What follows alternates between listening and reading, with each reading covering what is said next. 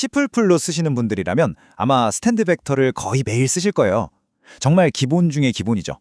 근데요, 우리가 무심코 사용하는 이 간단한 도구 안에 사실은 성능을 정말 극한까지 끌어올리려는 온갖 똑똑한 아이디어들이 숨어 있다는 거 혹시 아셨나요? 오늘은 바로 그 비밀을 한번 제대로 파헤쳐 보겠습니다. 자, 그럼 바로 본론으로 들어가서 이 질문부터 한번 던져볼게요. 우리가 벡터에 푸시백을 딱 호출하는 그 순간 내부에서는 정확히 무슨 일이 벌어질까요? 그냥 요소가 하나 추가되겠지라고 생각하기 쉽잖아요. 근데 실제로는 그 과정이 훨씬 더 복잡하고 또 엄청나게 흥미롭습니다. 바로 여기서부터 우리의 탐험을 시작해보죠. 스티디의 벡터의 속을 제대로 들여다보는 가장 확실한 방법이 뭘까요? 네, 바로 우리가 직접 한번 만들어 보는 겁니다. 아주 간단한 짝퉁 벡터를 만들어 보면서 이 녀석이 어떤 뼈대로 이루어져 있는지 그 핵심 원리를 알아보겠습니다. 물론 시작하기 전에 기본 개념은 한번 짚고 가야겠죠. STD 벡터는 말 그대로 동적 배열, 그러니까 다이내믹 어레이입니다. 이게 무슨 뜻이냐면 필요할 때마다 알아서 크기를 늘려주는 아주 편리한 바구니 같은 거라고 생각하시면 돼요. 자, 이게 저희가 만들어 볼 노비스 벡터의 설계도입니다. 아주 간단해요. 내부를 보면 딱 세 가지가 있습니다. 첫째, 실제 데이터 덩어리를 가리키는 포인터인 데이터점. 둘째, 현재 몇 개의 데이터가 들어있는지를 나타내는 사이즈점. 그리고 마지막으로 메모리를 더 할당하지 않고도 몇 개까지 더 담을 수 있는지 그 잠재력을 보여주는 캐패시티점이 있죠. 어때요? 정말 직관적이죠? 그럼 이제 우리가 만든 이 노비스 벡터랑 진짜 STD 벡터를 한번 붙여보겠습니다. 똑같이 푸시백을 시켜볼 건데요. 그냥 하면 재미없으니까 여기 보이는 특별한 아이템 클래스를 쓸 겁니다. 이 친구는 자기가 만들어지거나 복사되거나 사라질 때마다 일일이 보고를 해줄 거예요. 덕분에 우리는 내부에서 벌어지는 모든 일을 투명하게 볼 수 있게 되죠. 결과를 한번 보시죠. 와, 이거 정말 놀랍지 않나요? 위에가 우리가 만든 벡터의 결과인데 뭔가 메시지가 엄청나게 많이 뜨죠? 그런데 아래 진짜 스테드 벡터의 결과는 믿을 수 없을 정도로 조용하고 깔끔합니다. 네, 바로 여기에 스테드 벡터가 숨겨둔 첫 번째 최적화의 비밀이 담겨 있습니다. 우리가 만든 벡터에서 시끄럽게 울려대던 저 메시지들의 정체는 바로 복사입니다. 이 불필요한 복사가 왜 성능을 갉아먹는 주범인지, 그 숨겨진 비용이 얼마나 큰지 지금부터 한번 파헤쳐 보겠습니다. 자, 여기 정말 흔하게 볼 수 있는 코드가 있습니다. 함수 안에서 벡터를 만들고 그걸 밖으로 반환하는 코드예요. 특별할 게 전혀 없어 보이죠? 그런데 바로 이 평범한 코드가 우리 노비스 벡터가 가진 끔찍한 성능 문제를 아주 적나라하게 드러내줄 겁니다. 이 출력 로그가 바로 그 증거입니다. 카피라고 찍힌 거 보이시죠? 이게 무수히 많이 호출되고 있어요. 이게 무슨 말이냐면 함수가 벡터를 반환하는 그 짧은 순간에 그 안에 들어있던 모든 데이터가 하나도 빠짐없이 통째로 복사되고 있다는 뜻입니다. 만약 여기에 데이터가 수만 개 들어있었다면 생각만 해도 끔찍하네요. 네, 맞습니다. 이 불필요한 복사야말로 C++ 성능을 조용히 그리고 아주 확실하게 죽이는 암살자 같은 존재입니다. 그렇다면 진짜 스티디 벡터는 이 복사 지옥에서 어떻게 탈출하는 걸까요? 그 해답은 바로 모던 C++가 우리에게 준 선물 속에 있습니다. 드디어 스테디 벡터의 비밀병기를 공개할 시간입니다. 바로 이동, 영어로는 move라고 하죠. 그리고 배치, 즉 inplace라는 기술입니다. 이 두 가지가 어떻게 그 끔찍한 복사 문제를 해결하고 성능을 날아오르게 만드는지 한번 자세히 들여다보시죠.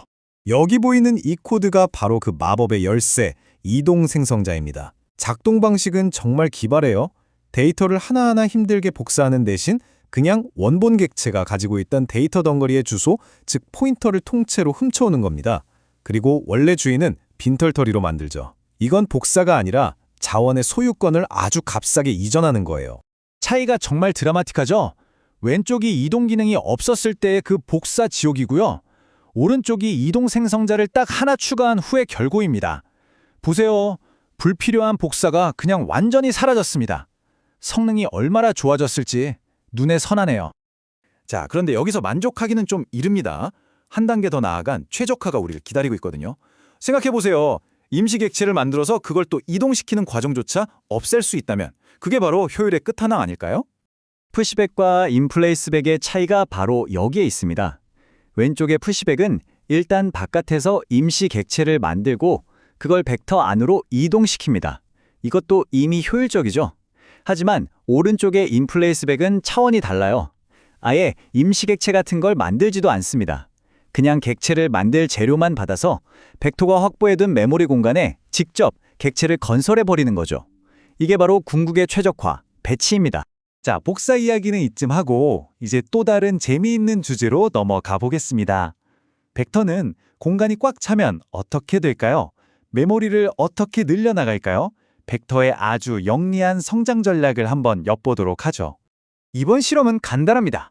벡터의 데이터를 계속 추가하면서 공간이 부족해서 용량, 즉 캐파시티가 늘어나는 순간마다 그 크기를 출력해 보는 거예요. 과연 여기는 어떤 규칙이 숨어 있을까요? 정답은 바로 이 숫자, 약 1.5배입니다. 실험 결과를 보면 벡터는 공간이 부족해질 때마다 현재 용량의 대략 1.5배만큼 새로운 공간을 확보하는 걸 볼 수 있어요. 아니 근데 왜 깔끔하게 2배도 아니고 하필 1.5배일까요? 여기에는 메모리를 너무 낭비하지도 않으면서 동시에 재할당을 너무 자주 하지도 않으려는 아주 절묘한 균형점이 숨어 있습니다. 자, 그럼 핵심을 정리해 볼까요? 첫째, 재할당은 모든 데이터를 이사시켜야 하는 비싼 작업입니다. 둘째, 그래서 1.5배씩 확확 늘려서 이사 횟수를 최소화하는 거죠. 이걸 전문 용어로 분할 상환상수 시간이라고 부릅니다. 그리고 가장 중요한 실전 팁! 만약 여러분이 벡터에 몇 개의 데이터가 들어갈지 미리 알고 있다면 리저버 함수를 써서 미리 집을 크게 지어 놓으세요. 그러면 이 비싼 이사를 단 한 번도 할 필요가 없어집니다. 이제 마지막 라운드입니다. C++의 또 다른 대표 선수죠. std 리스트와 비교하면서 std 벡터가 왜 그렇게 빠른지 그 구조적인 강점의 비밀을 파헤쳐 보겠습니다. 이 표가 모든 걸 말해줍니다. std 벡터는요, 모든 데이터를 하나의 커다란 아파트처럼 메모리의 한 공간에 나란히 배치합니다. 반면에 std 리스트는 데이터를 각각의 단독 주책에 흩어놓고 그 집들의 주소, 즉 포인터를 서로 연결해 놓는 방식이죠. 이 근본적인 구조의 차이가 성능에 어마어마한 영향을 미칩니다.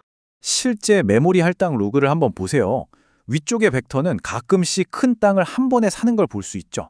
하지만 아래쪽의 리스트는요, 데이터를 하나 추가할 때마다 작은 땅을 계속해서 사들이는 그야말로 할당의 폭풍을 일으키고 있습니다. 두 컨테이너가 메모리를 얼마나 다르게 다루는지 한눈에 보이죠. 근데 이게 왜 그렇게 중요하냐고요? 정답은 바로 CPU 캐시에 있습니다. CPU는 굉장히 똑똑해서요, 메모리의 데이터를 가지러 갈 때 요청한 데이터뿐만 아니라 그 옆집, 옆옆집 데이터까지 한꺼번에 가져와서 자기 책상 서랍, 즉 캐시에 넣어둡니다. 벡터처럼 데이터가 옹기종기 모여있으면 CPU는 그냥 서랍만 열어서 일을 처리하면 되니까 엄청나게 빠르죠. 하지만 리스트처럼 데이터가 여기저기 흩어져 있으면 CPU는 매번 멀리 있는 창고까지 달려가야 하니 느려질 수밖에 없는 겁니다. 자, 이제 여러분은 std 벡터의 비밀을 거의 다 알게 되셨습니다. 똑똑한 이동 연산, 궁극의 최적화인 배치 생성, 1.5배 성장 전략, 그리고 무엇보다 강력한 캐시 친화적 메모리 구조까지. 그럼 마지막으로 이 질문을 한번 던져보겠습니다. 이렇게나 강력한 장점들이 있는데도 불구하고 과연 어떤 상황에서는 벡터가 최선의 선택이 아닐까요? 오늘 배운 내용을 바탕으로 한번 곰곰이 생각해 보시면 좋겠습니다.